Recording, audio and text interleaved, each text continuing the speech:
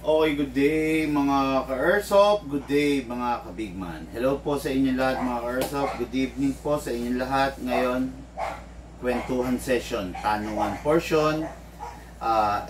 Grabe, ang layo na natin, narating. Episode 107. Okay, dito sa kwentuhan session, tanungan portion, ganun pa rin. Sasagutin natin yung mga bagay na gumugulo sa inyong isipan, yung mga bagay na gusto mo magkaroon ng kasagutan, no? Yung mga bagay na everyday na na-encounter natin sa ating mga tinatanong ng ating mga ka-Airsoft. Dito po sasagutin natin yan ng buo, ng diretso, ng walang pag-aalinlangan, ng walang halong pagkukunwari, no?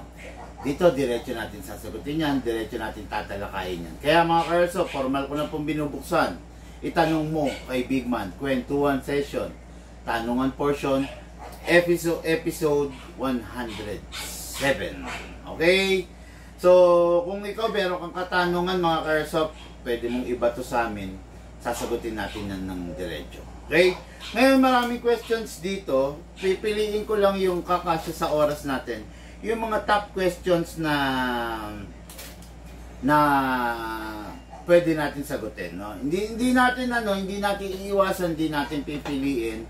Basta lahat ng nakalista rito sasagutin natin.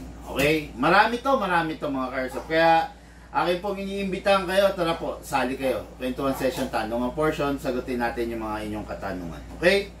Number 1 question from Pasig City. Ano ang mga klase ng Airsoft? Panto. Ano kaya yung tanong nito? Anong klase ng mga Airsoft? Pistol, rifle? Okay, gets ko na. Ano raw yung klase ng mga Airsoft? So, ang mga klase ng mga Airsoft normally is the gas blowback, pistol and rifle, AEG, automatic electric gun, no? Diyan pumapasok. May pistol din na di-battery, meron ring rifle na di-battery.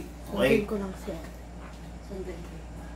Then lastly, yung mga bolt action spring, yun yung mga shotgun, yun yung mga sniper, yun yung mga iba't ibang klase ng mga Airsoft. Okay? Ngayon mga Airsoft, no? Sabi ko nga, unahin natin sa GBBR, gas blowback rifle. Ano ba yung gas blowback rifle? Yan yung mga ginagamitan ng gas. Makikita nyo, gumagamit tayo ng green gas. Whether it is CO2, whether it is 14 kg or 12 kg, yan yung mga gas na ginagamit, no? Then, as well as the pistol.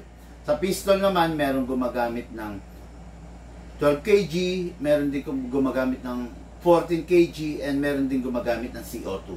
Okay?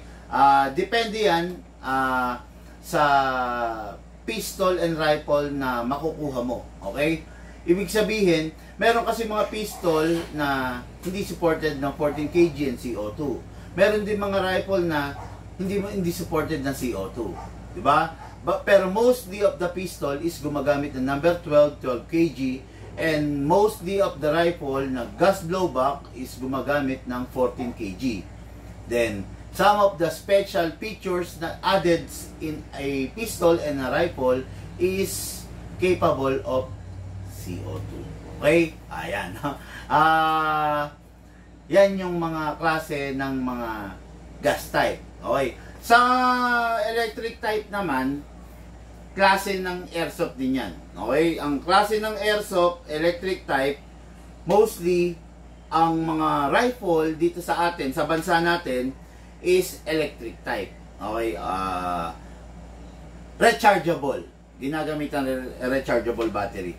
Meron din namang nilabas ng mga electric type na pistol, pero hindi siya gaano sumikat dito sa Pilipinas.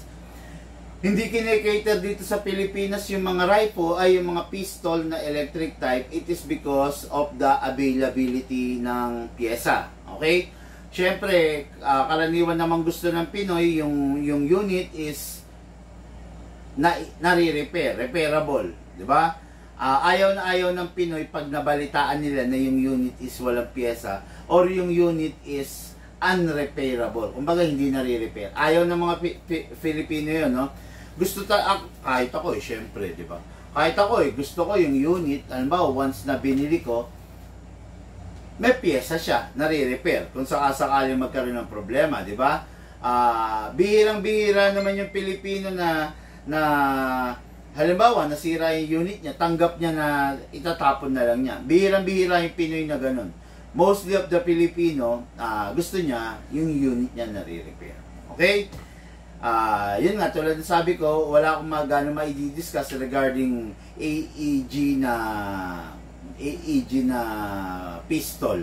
Kasi hindi naman talaga siya gaanong sumikat talaga dito sa Pilipinas at hindi natin kinikater at napakadalang, no? Wala halos, no? Okay, then last but not the least, ang klase ng airsoft is bolt action spring. Ayan, di ba? Gas type, battery type, at saka spring type. Bolt action spring. Okay? Isa sa klase ng airsoft yan, no? Bolt action spring, powered by a power spring. Malalakas na spring. Okay? Yung malalakas na spring, together with the piston, nag-generate sila ng malakas na hangin, ng pressure na hangin, then sa tulong ng half-up chamber and half-up rubber, nakakapag-generate sila ng puwersa para itaboy yung bala. Okay. Diyan pumapasok yung mga mga sniper, shotgun, di ba? Yan yung mga literal na one cock, one shot. Sniper, katulad kanina, nag-live tayo kanina ng sniper, di ba? Ang mga sniper, mostly, mga airsoft is, bolt action. Hinahatak. Patak, putok. Di ba? Hatak, putok, kasa, putok, kasa, putok, kasa, putok. Yun yung one cock and one shot na tinatawag. Okay, no? Malakas kung sa malakas sa mga bolt action spring. Yun nga lang, ang features talaga nila is one cock, one shot. Isang kasa, isang putok. Okay? Yan yung mga klase ng rifle. I just hope na nasagot ko na maayos, kompleto yung question ng ating ka-airsoft.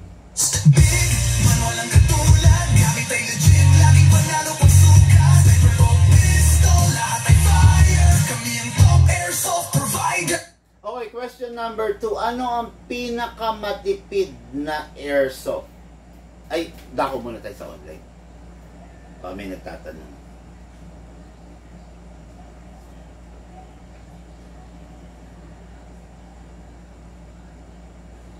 Good PM, sir. Connecting. Good PM, sir. Bluetooth connected. Ano ba to? Ang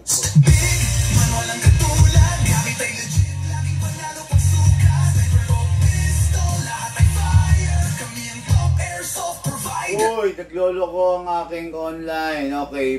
Good PM, sir. Mga limit ba ng mga ETU? Leo Vir, relatibo. Mga limit. Sir, Tagalog lang, purely Tagalog. Pasensya na po, hindi ko maintindihan to, no? Mga limit, banag, mga ETU. Boss, Tagalog lang po tayo, no? Hindi po ako nakakaintindi ng ibang native languages, no? Kumbaga, kung hindi ko nga alam kung Ilocano to or ano ba to, no? Sabi, good PM, sir, mga limit banag mga ETU. Tagalog lang po tayo, ha? Gusto kong sagutin pero Tagalog lang po. Purely Tagalog lang, bossing. Hindi ko kayang sagutin yan, no? Hindi, ba't gano'n nagahang? May limot po ba ang mga ETU? Gulo. Anyway, ito na lang, no? Ano ang pinakamatipid na airsoft big man planning to buy? pinakamatipid na airsoft. For me, ang isa sa pinakamatipid, unahin natin, no? Ang isa sa pinakamatipid talaga na masasabi ko at less maintenance, yung mga sniper. Sniper, it is because ang sniper is powered by a bolt action spring. Power spring kung tawagin. So, kung yung unit mo, power spring, bolt action spring, so, ang tendency, hindi siya gumagamit ng battery. Hindi rin siya gumagamit ng green gas. Siyempre, silicone oil, kasi nagkikis-kisan yan. Kailangan mong gamitan nun, no? Lubrication. Pero, yun ang masasabi ko, meron pa ba na matipid? Yun, isa sa pinakamatipid yun kasi, para ma-power mo siya, hindi mo kailangan ng battery, hindi mo rin kailangan ng gas. Diba? Dahil nga, bolt action spring nga siya. O yun. Yan ang pinakamatipid. Pangalawa sa pinakamatipid is the rifle. Kasi bakit ko sinasabing rifle? Kasi ang rifle is a rechargeable. Diba? So, pag naubos yung battery mo, parang cellphone lang siya, i-charge mo lang. Isasaksak mo lang sa any 220 plug yung battery, or solar, or power bank, or sa sasakyan mo, or sa motor mo, magcha-charge na siya, di ba? Yun yung pangalawa sa pinaka-matipid. And lastly, yun nga, yung mga gas type, no? Hindi ko masasabing matipid ang gas type kasi, gumagamit siya ng gas. Yung gas, hindi natin libreng nakukuha, di ba? Kailangan bibili ka ng gas mo kung sakaling wala ka ng green gas, kasi hindi mo malalaro yung unit mo. Hindi siya nare-refill, in short, no? Kumbaga, disposable po. Kaya, kung just to answer yung question ng ating ka-airsoft, ano raw yung pinakamatipid na airsoft, ang sagot po dyan is the bolt action power spring shotgun and sniper rifle. Mostly yan po, no? Iba kasi yung mga pellet gun. Iba yon. Bolt action, ano rin yun? Spring type din yon, yung mga pellet gun. Pero, hindi natin siya mako-consider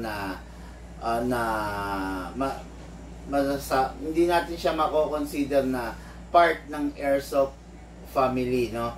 Because ang ginagamit sa mga pellet gun is a plastic BBs. Okay? Plastic BBs, then kung makikita nyo yung loob niya, ibang-iba siya sa mga airsoft talaga. Wala siyang half-up chamber, wala siyang half-up rubber, meron substitute. Substitute into half-up rubber, substitute into half-up chamber, ganun lang, no? Pero ibang-iba talaga sila. So, yung pellet gun, hindi natin mako-consider as airsoft dahil plastic BBs ang original na balang ginagamit dyan. Okay?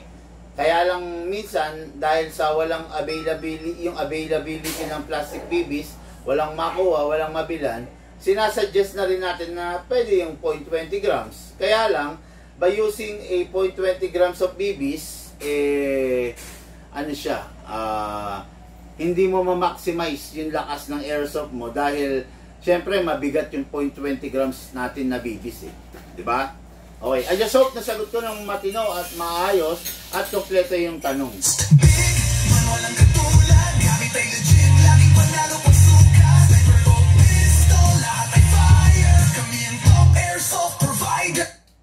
Okay, next question from Taguig naman to. Okay, Sir Jeremy. Okay.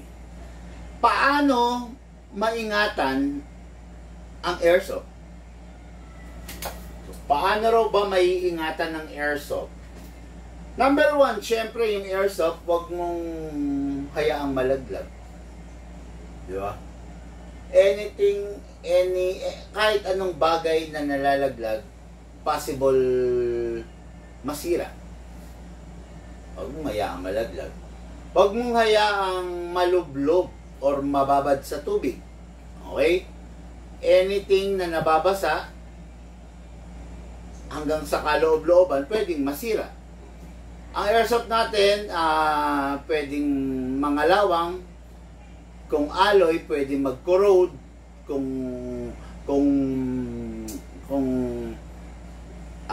brass, pwedeng mag-corrode. Diba? Yun. Yung mga spring ng mga airsoft natin is bakal, steel. Yung malaking spring up to the smallest spring na nakalagay sa airsoft natin ay bakal. Possible siyang kalawangin.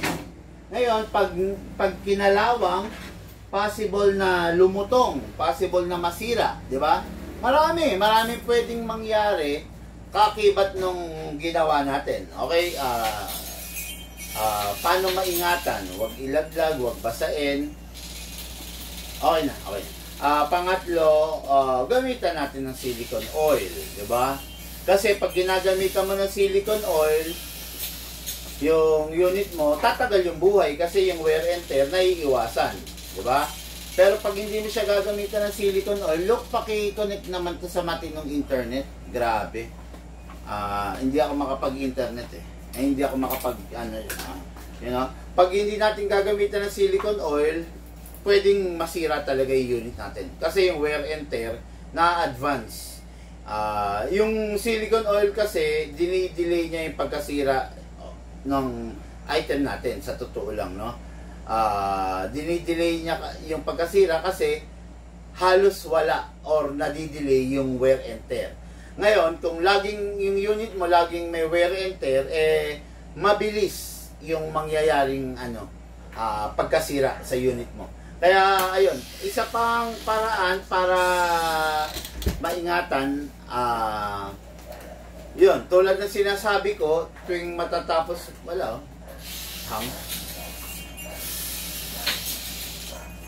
tuwing matatapos mo siyang gamitin, saan ba nakakonek yan?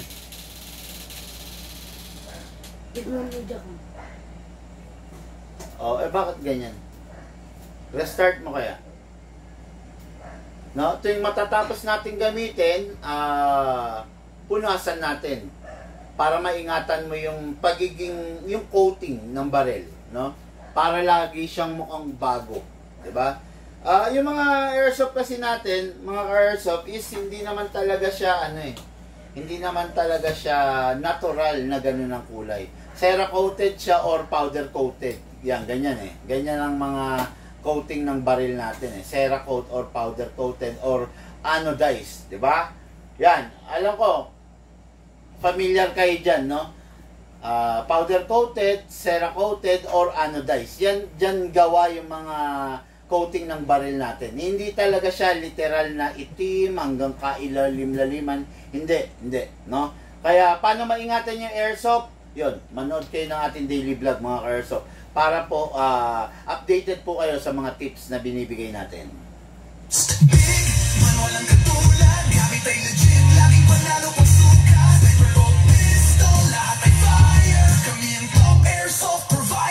Okay, Sir Jerry of San Pablo, Laguna. Okay, no? Paano gawing matibay ang airsoft? Paano gawing matibay? Number one, i-upgrade mo yung fixed outer barrel. Kasi ang fixed outer barrel, ang isa sa component ng barrel natin na napakabilis bumigay. Okay? Fixed outer barrel kasi, isa siya sa nag-a-absorb ng impact ng recoil. Kaya nga sa totoo lang, mas malakas ang recoil, mas delikado yung unit mo. No? May something na problema to. Ayun, no? Hang. Ayun, no? Diba?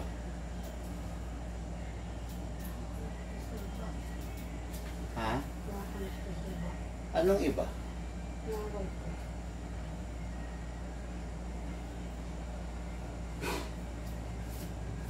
Hindi, dapat i-connect mo sa dito sa 2.4. Kumo-connect siya sa packet kasi. Pwede mong bunutin mo na yun, no? Para mawala na rito yun. Okay na yan. Okay, no? Ayan, yun nga, yung ano ko kanina ha, mga ka-airsoft, no? Paano gawing matibay? Ayun, i-upgrade mo. I-upgrade mo yung fixed outer barrel. Kasi yung unit natin, mas less ang kumakalog, mas less ang pagkasira. Mas kumakalog, mas malaki yung chances ng pagkasira. Kaya nga dito sa Bigman, inimbento natin or talagang innovation na ginagawa natin is ina-upgrade natin yung unit, 'di ba? Ina-upgrade natin yung unit into a fixed outer barrel. Ayaw natin magbenta ng unit na hindi naka-fixed outer barrel. Pasuyo. John Wick na hindi naka-fixed outer barrel versus sa CNC John Wick natin na naka-fix. Yung Sun Viper na walang walang scope.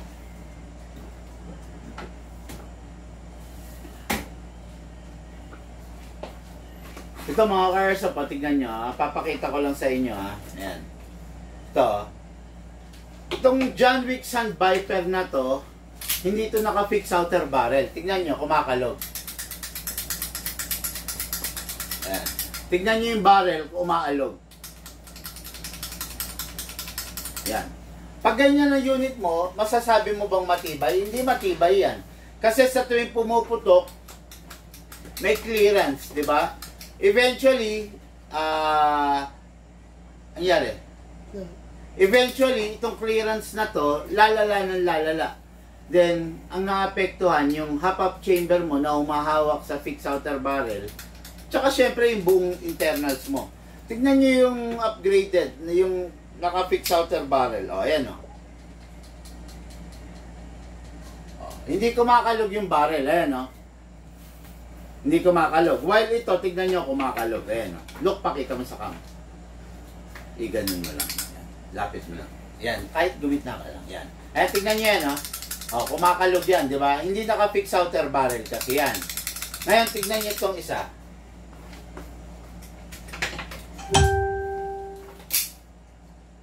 Ayan. Yan. Hindi yan kumakalog kasi naka-fix outer barrel yan. Converted into fix outer barrel. Okay? Okay na, look. Okay. Ayan. Para mapatibay mo, yung unit mo, i-upgrade mo.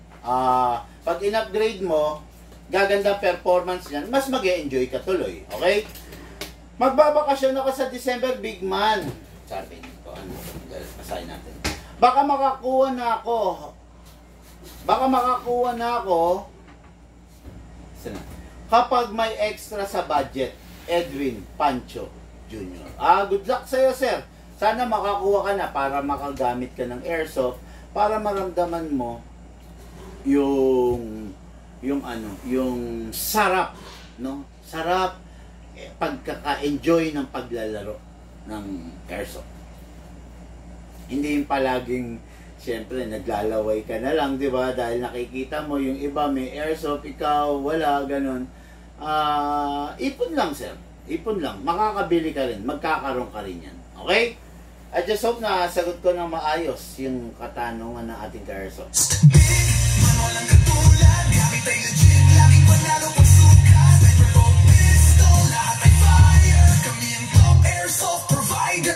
Okay, may nagpapa-shoutout dito. Good evening, Bigman. Watching while kumakain ng hapunan. Kain po. Shoutout po from Baguio City. Hello po. Shoutout sa'yo, Ronald Suete Carino. Shoutout po sa iyo, tsaka shoutout sa family mo, shoutout sa mga kasama mong kumakain.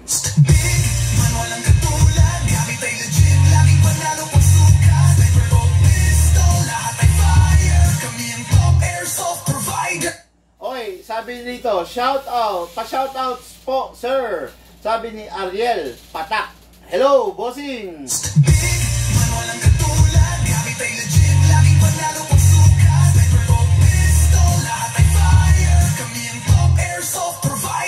Okay, sabi ni Alan Villari, share done, Sir Bigman. Have a great day ahead.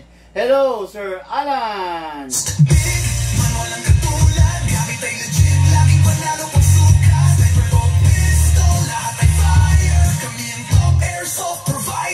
Okay, question tayo.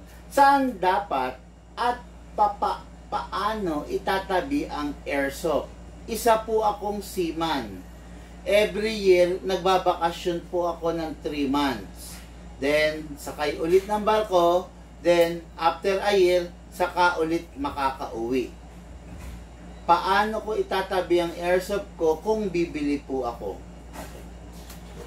Marami tayong seaman na ka-airsoft eh. Marami rin tayong ka-airsoft na OFW. Marami yung mga yan, no?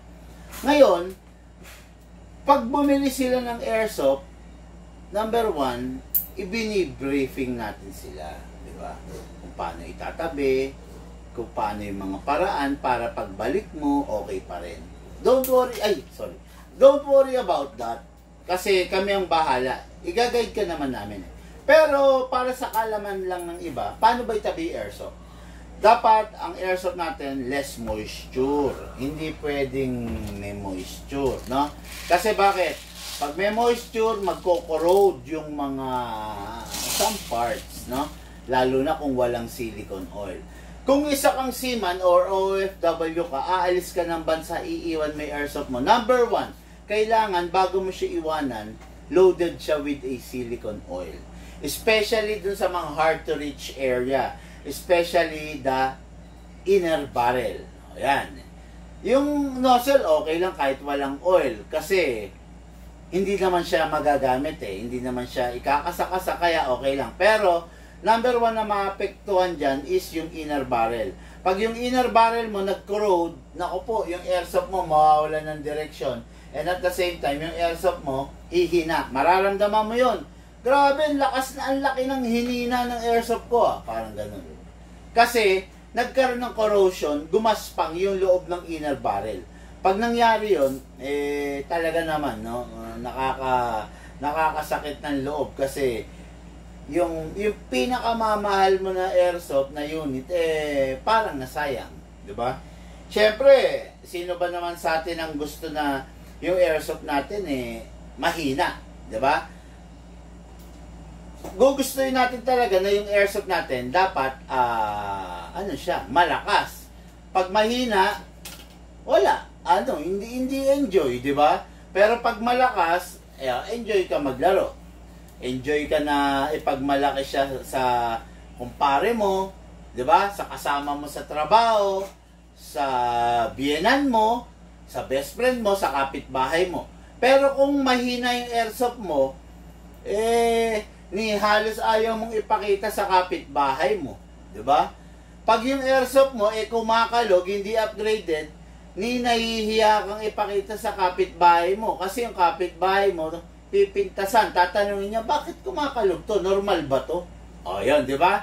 Maraming maraming paraan, pagkakataon para ayun. No? Pero one thing is for sure good. Kailangan yung airsoft mo, kung aalis ka ng Pilipinas, siguraduhin mo, number 1, hindi siya makakapahamak. Okay? I just hope nasagot ko ng maayos yung ating katanungan. Walang katulad, gamit ay legit, laging panalo pag suka. Sniper o pistol, lahat ay fire. Kami ang top airsoft provider. Okay. Question number 9, kaya lang nagahang Ito. Shoutout siguro to, no? Romasa Durantois Roel, sabi niya. Wendell. Hello po, shoutout po sa iyo. Wendell. Hello. Shoutout, bossing. Walang katulad, gamit ay legit, laging panalo pag suka. Sniper o pistol, lahat ay fire. Kami ang top airsoft provider. Okay. May nagtatanong, durable ba ang double bell? Durable daw ba? Ibig sabihin, matibay daw ba? Maasahan daw ba ang double bell? Double bell is a China unit. No? Siya yung pinaka walang kwentang klase ng airsoft na lumabas. Okay? Bossing, nagpapakatotoo lang po ako tinanong mo ako kaya sumagot ako. Double bell, siya yung pinaka walang kwentang unit. Siya yung tipo ng unit na pag nasira, wala ng pyesa, no? Kung mapapansin mo yung double bell, may hard case na agad. Di ba? Yung mga high-end unit, kahit walang hard case, bakit siya nabibili? Considering ang mahal ng high-end unit, wala pa siyang hard case. Ang box niya, ordinary lang. Pero bakit siya nabibili? Kasi, durable yung high-end unit. Ngayon, yung double bell kasi is malata. Ang double bell kasi is, ang ginagamit niyang alloy na nga lang siya. Ang ginagamit niyang alloy is recycled alloy. So, malambot. No? Ang WE naman is mas magandang klase than the double bell, no? Mga ka-airsoft, no, hindi naman sa naninira ako, pero ang pinaka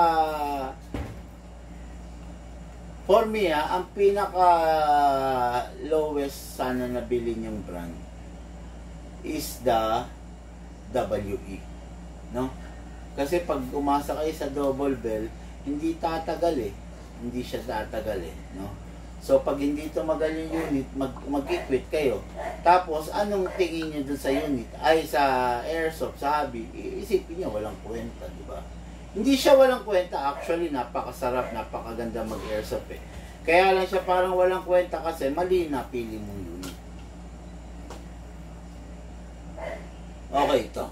Sabi ni Ronald Suete Carino, share dancer. Thank you, sir. Thank you po. Good evening, Sir Bigman. Hindi ko mabasa yung pangalan mo, bossing. Pasensya ka na, ha?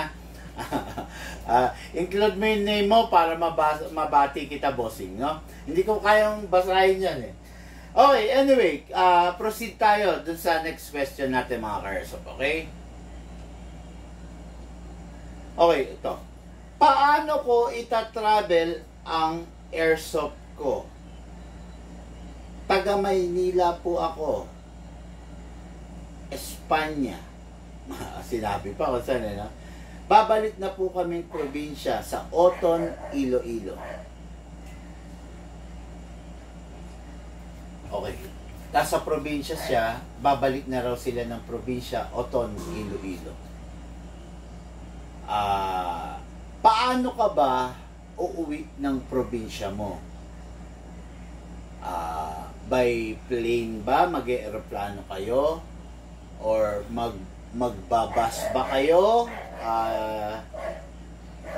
Then magro-roro yung bus? Or meron kayong sariling sasakyan? Then magro-roro yung bus? No? Ganun kasi, bossing, eh, no? Kung mag-airplane kayo, mag-aeroplano kayo, negative, no? Kasi hindi pwedeng kargahin sa aeroplano yung baril, eh. Masisita ka. O, diba? Pag nasita ka, makukumpis yung baril. Pag nakumpis yung baril, wala ka nang iuwi sa probinsya mo. Diba? Kung ganon, mag-aeroplano ka, I do suggest, magpatulong ka na lang sa amin. Yung unit, huwag mong bitbitin. Ipa-shipping na lang natin. Diba? 2 to 3 days lang naman, bossing, magkano lang. Kasi ganito, kahit meron kang hawak na resibo, pagdating mo sa airport police, na-scan yan, ano yan?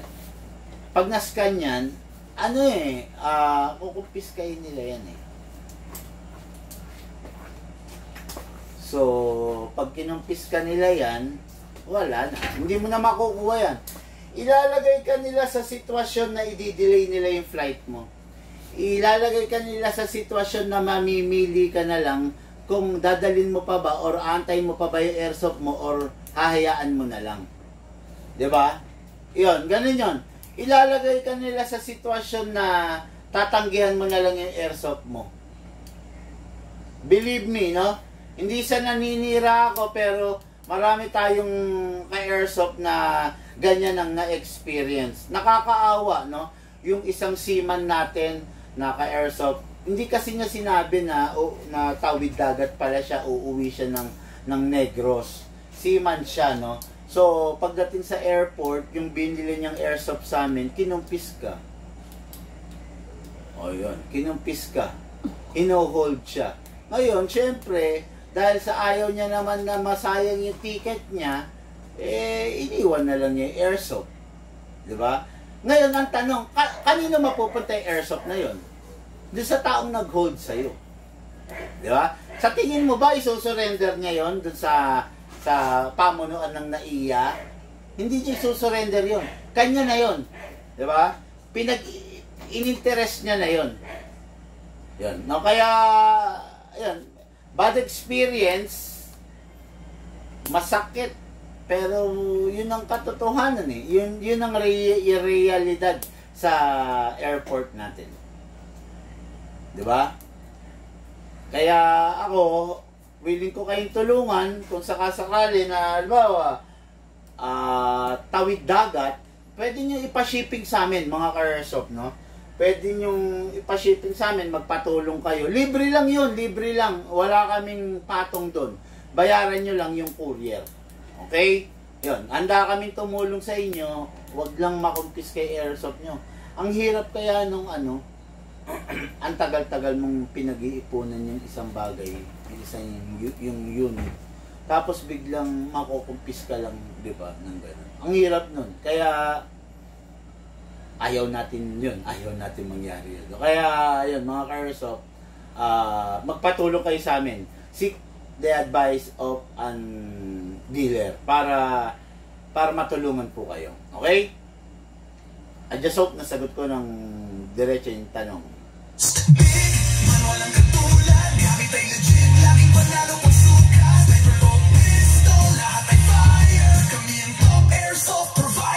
Okay, Sir Ferdy Valiente. Shout out, Boss Big Man from Pasig. Yung unit ko po na galing sa'yo almost 2 years na. Pero poging-pogi pa rin. Dahil din po sa mga tinuro nyo kung paano alagaan. KPO6 pala unit ko. Oh, Godfather 6.0. Shoutout sa'yo, Sir Ferdy. Masaya ako. Masaya ako dahil sa feedback mo na yan. Masaya ako dahil sinusunod mo yung mga advice natin. Then, masaya ako dahil masaya ka na magpasa hanggang ngayon, nilalaro mo pa rin yung unit na binili mo sa amin 2 years ago. Maraming salamat sa iyo, bossing, sa pagsunod mo. Maraming salamat din po sa pagbate.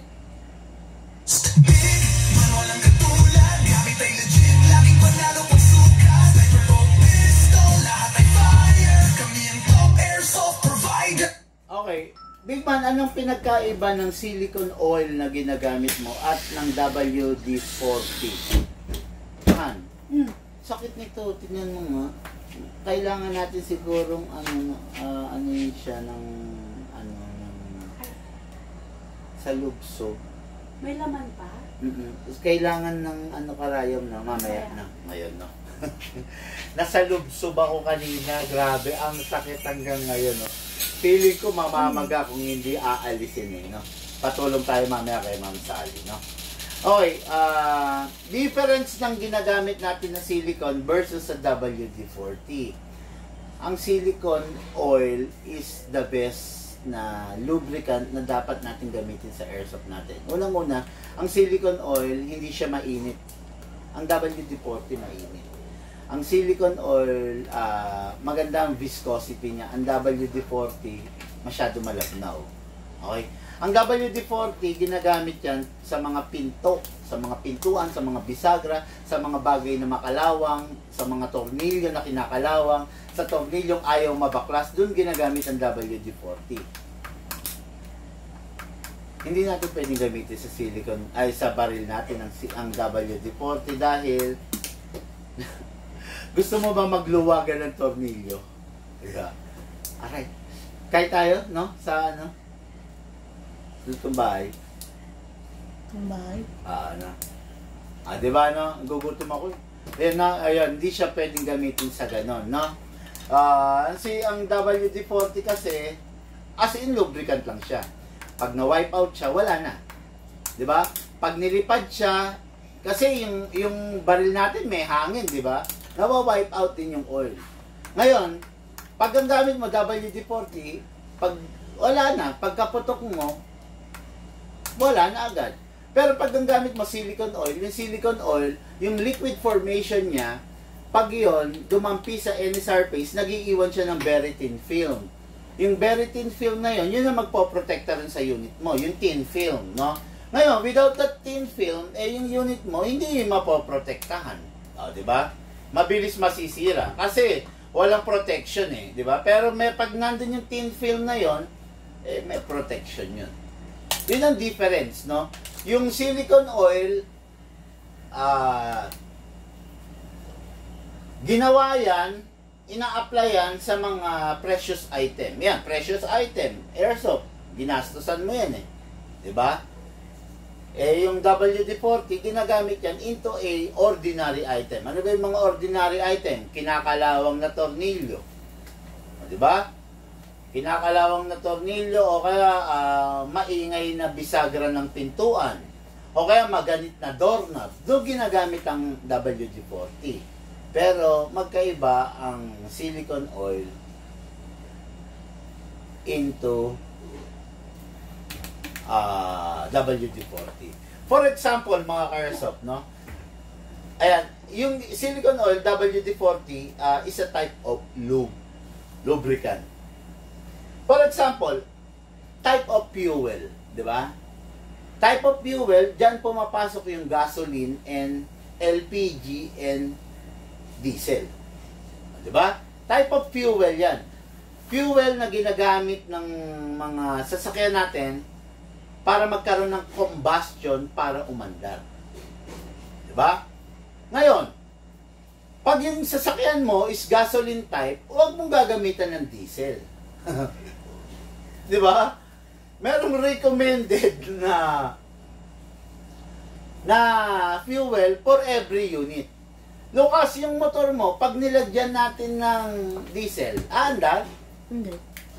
Pag ginamitan natin ng LPG, aandar? Hindi. Hindi, di ba? Hindi siya aandar. Ngayon, kung yung unit mo naman, good for diesel, huwag mo lamang lalagyan ng gas. Tama ko, Lucas? Di ba? Ganun lang yon, no? Huwag mo lalagyan ng gas kung, di ba? Sayang masisira. Okay, di ba? Okay. I just hope na nasagot ko ng kompleto tama yung question ng ating ka-airsoft.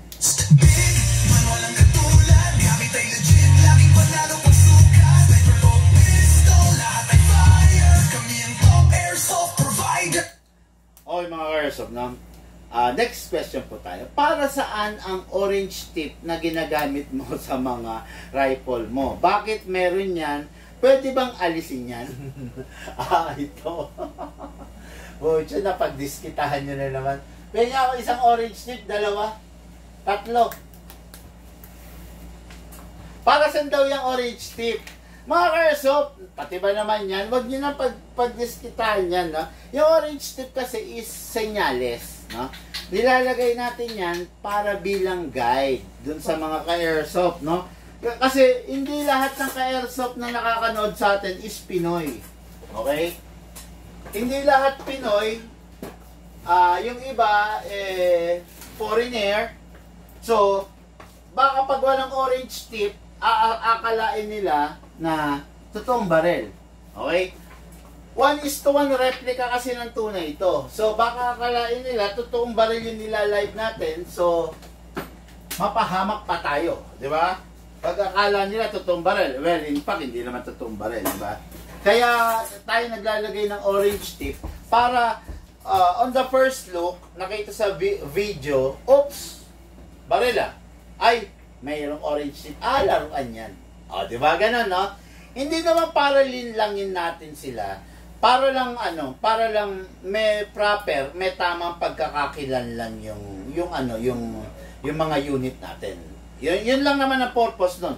Walang ibang purpose yun, kundi para lang pagkakakilanlan, makita nila na airsoft yun kasi merong ayun, di ba? Ganun.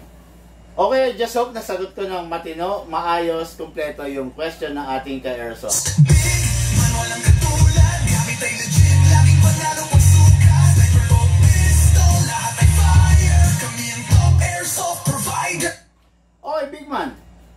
kung bibili ako ng isang pistol, ang gulo ng tanong. Hindi, i-re-write ko ha. Bibili ako ng isang. Halo, Taglish, pero ang gulo. Okay. Base sa pagkakaintindi ko, kung bibili ako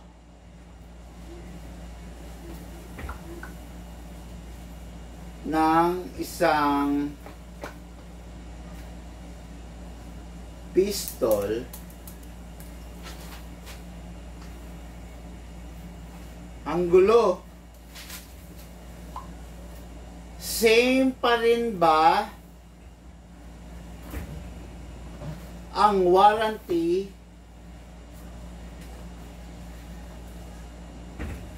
compare if two pistol? Grabe ka naman, bossing. Kung bumili ka ng isang pistol, may warranty ka, lifetime warranty. Kung bumili ka ng 2 pistol, may warranty ka pa rin, lifetime warranty. Kung bumili ka ng 3, 4, 5, 6, 7, 8, 9, 10, kumpleto pa rin. Ganun pa rin, may lifetime warranty ka pa rin. In short, kahit isa lang ang bilhin mo, okay lang, may warranty ka pa rin, no? Dito sa Bigman, hindi namin sinisino. Ibig sabihin, walang favoritism. Halimbawa, itong kay Airsoft na to, ang nabiling pistol nito, 10 na. Mas matindi ang warranty nito. Hindi po ganon, okay? Dito sa Bigman, kahit isa lang pistol ang binili mo, kahit nga ang binili mo lang magazine eh. Di ba? Kahit nga hindi ka bumili magazine eh. Once na naging customer ka na namin, nagka-problema yung item mo na binili mo, pasok na sa lifetime warranty yon. Papagalitan ko yung mga tao ko. Halimbawa, bumili ka ng magazine. Tapos, after a week, nagkasingaw yung magazine. Tapos, sasabihin nila, walang warranty. Naku po, magagalit ako sa mga tao ko. Bossing, no? Hindi po pwede sa akin, hindi po obra yun. Okay? Sir, pwede pahingi po ng link ng mga unit? Okay lang, if okay lang po. Sir Ronald Suete Carino, bossing, ang tagal-tagal mo nang nanonood sa amin. Kung may gusto kang bagay na ganyan, mag-message ka po, no? Para po, maibigay sa'yo, katulad yan, naghihingi ka ng link, mag-message ka. Kasi hindi ko naman pwedeng i-post dito yung link sa comment section, eh. Mag-message ka para po, makuha mo yung link na gusto mo, di ba? Para makita mo yung mga bagong unit, di ba? Na pwede mong pagpilian. Okay? Message lang, bossing. Magre-reply naman po yung mga tauhan natin, ibibigay sa iyo. Kasi may pahabol pa if okay lang po. Siyempre naman, bossing, nagtitinda kami. Siyempre okay yun, di ba? Okay. Ayun. Difference of upgraded and not upgraded into a pistol. Okay. Ano ba yung difference ng upgraded and not upgraded into a pistol? Ang upgraded, mga ka-airsoft, is more reliable, more durable, more accurate, and more enjoyable to use. Ang not upgraded, ang out of the box is use. Yun lang. Magagamit mo siya. Pero kung upgraded, mag-enjoy ka. Upgraded, may peace of mind ka. Upgraded, accurate yung unit mo. Upgraded, masaya ka. Importante masaya ka eh. Di ba? Importante masaya ka dun sa ginagamit mo. Yung unit kasi, pag hindi upgraded, ewan ko lang doon sa start ng video, ipinakita ko kasi yung unit na kumakalog.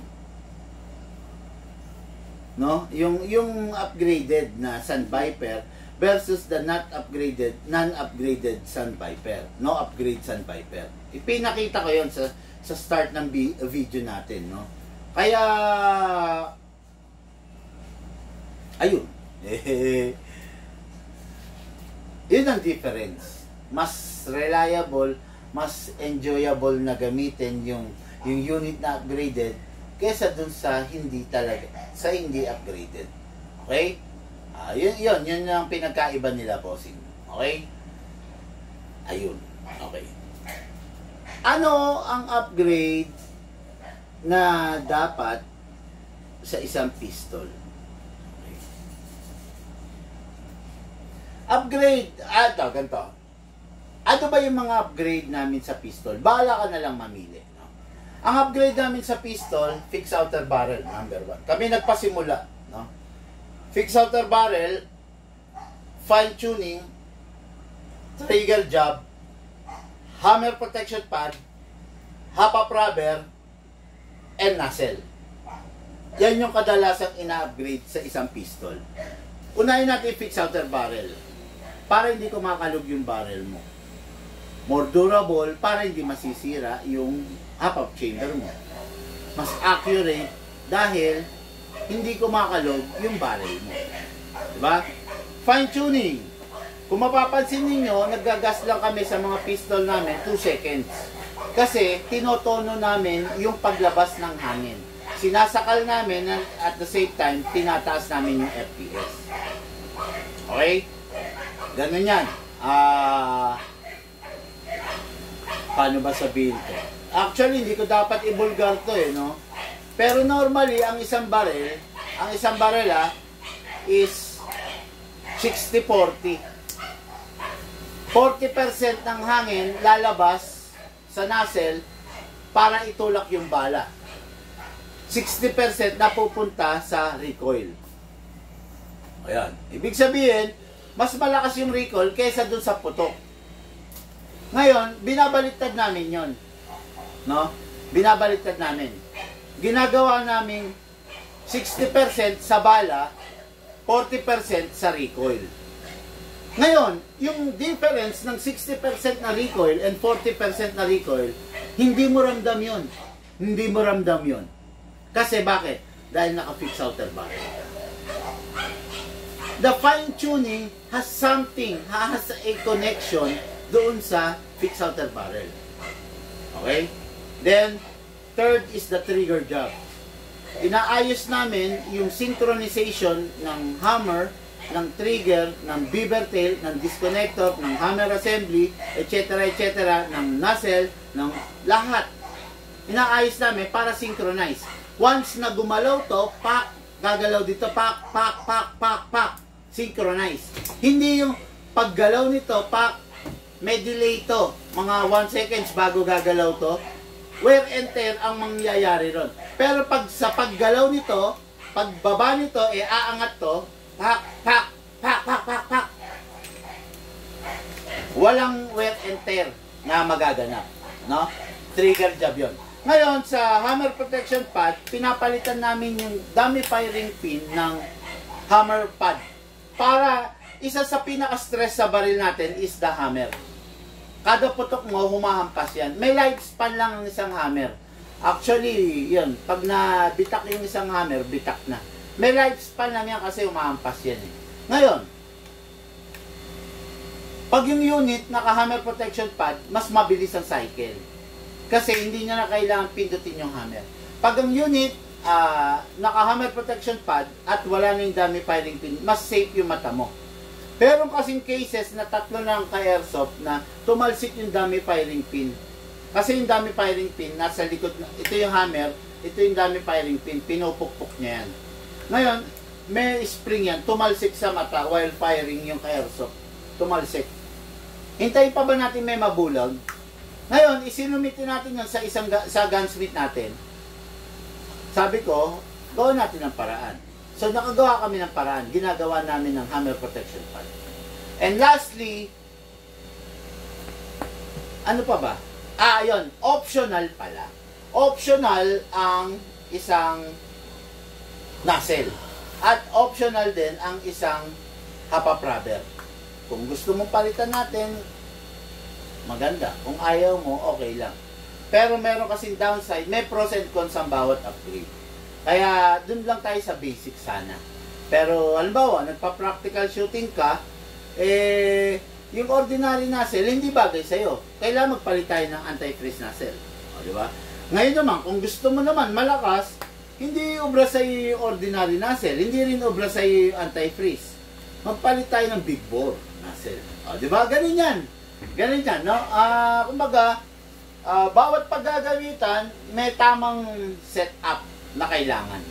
Okay? Eh, gusto mo pala, sasakyan na reliable to use on your daily driven car.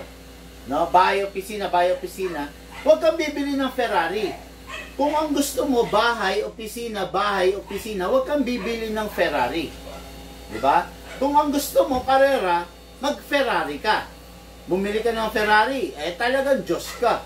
Pagdating sa karera, bili ka ng sports car. Diba? Kung gusto mo, panghanap buhay, eh huwag kang bibili ng kotse. Diba? Kung gusto mo panghanap buhay na kargahan, huwag kang bibili ng kotse, bumili ka ng pickup truck. O, diba? Kung gusto mo naman pang transpo ng mga tao, huwag kang bibili ng sports car.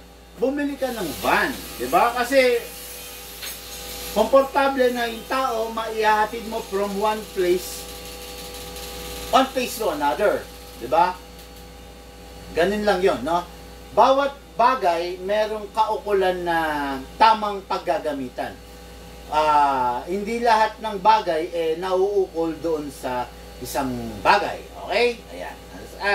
I just hope nasagot ko ng tama, diretso, maayos yung tanong ng ka-airsoft.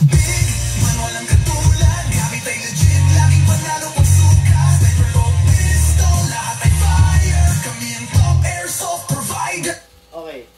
May follow-up question pa pala to. Yan na raw yung upgrades na dapat sa isang rifle. Okay.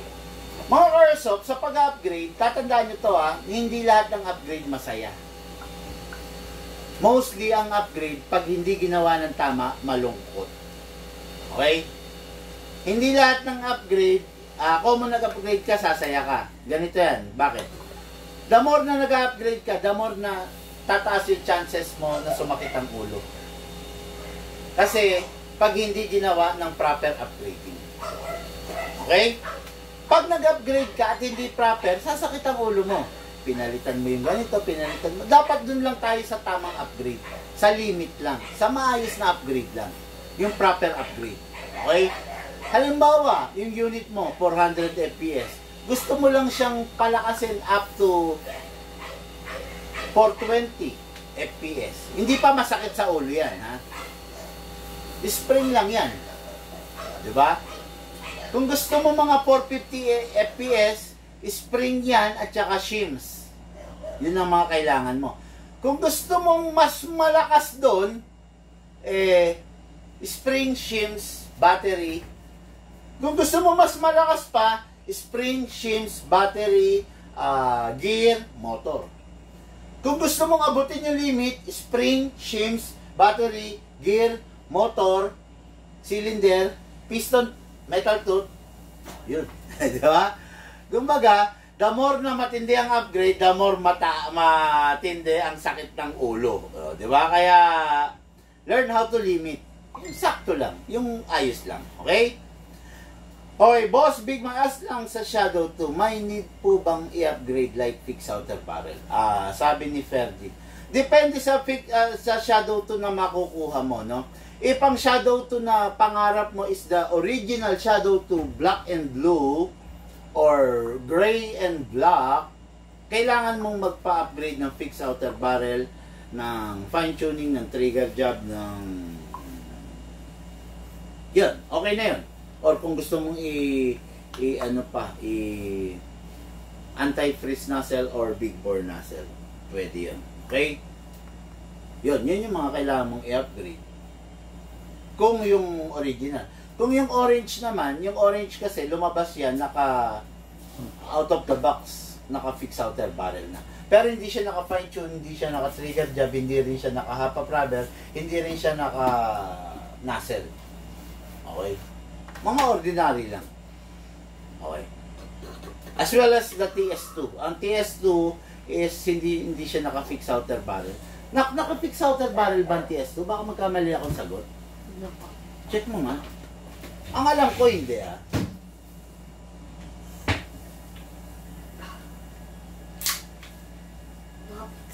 Naka-fix.